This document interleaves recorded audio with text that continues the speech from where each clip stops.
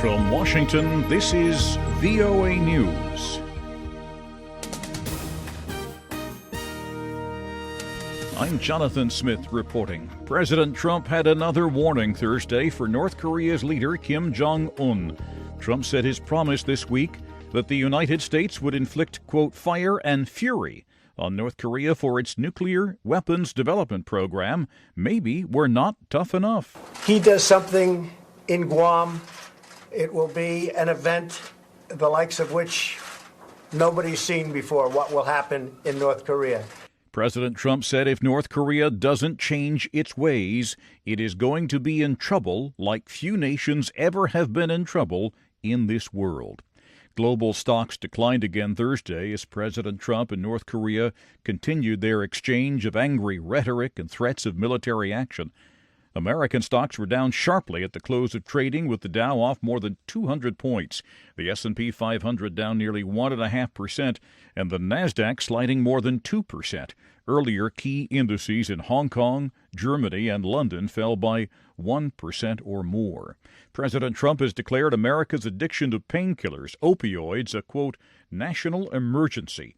He told reporters that the drug crisis afflicting the nation is, quote, a serious problem, the likes of which we have never had. He said he's drawing up documents to so attest. The designation will allow states and localities to unlock more support and resources to address the drug overdose epidemic, that is, such as additional funding and expanded access to various forms of treatment. It will also give the government more flexibility in waiving rules and restrictions to expedite action. You're listening to news from the Voice of America in Washington. The UN Migration Agency says 6 Ethiopian migrants have died and 13 are missing after smugglers forced 160 migrants out of a boat as it neared the coast of Yemen. The agency said the drownings on Thursday happened a day after about 50 migrants from Somalia and Ethiopia were deliberately drowned by a smuggler in another boat off Yemen. The Kenya presidential election, which took place on Tuesday, has still not been decided. Correspondent Matthew Laratonda reports some in the country fear a repetition of the violence that took place after a vote in 2007. Kenya waking up to the smoldering remains of days of unrest surrounding fraud allegations in its Tuesday presidential election. Witnesses say at least 4 people were killed in protests spanning multiple cities. 3 thought to be shot dead by police, a 4th killed by protesters. These men are chanting, "Uhuru must go." President Uhuru Kenyatta. Kenya's polling chief has confirmed allegations made by Kenyatta's opposition, Raila Odinga, that the Election Commission did suffer a hacking attempt.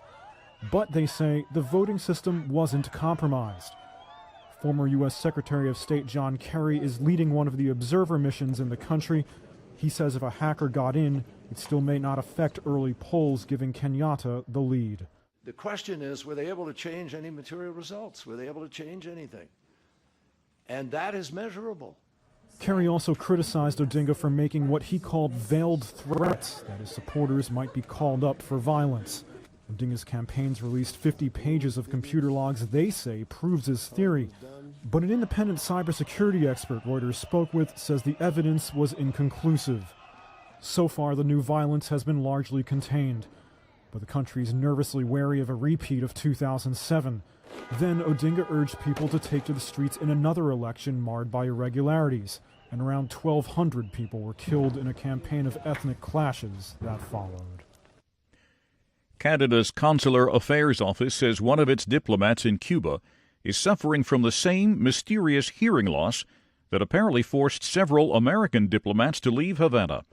Global Affairs Canada, a spokeswoman, said officials are aware of unusual symptoms affecting Canadian and U.S. diplomatic personnel and their families in Havana.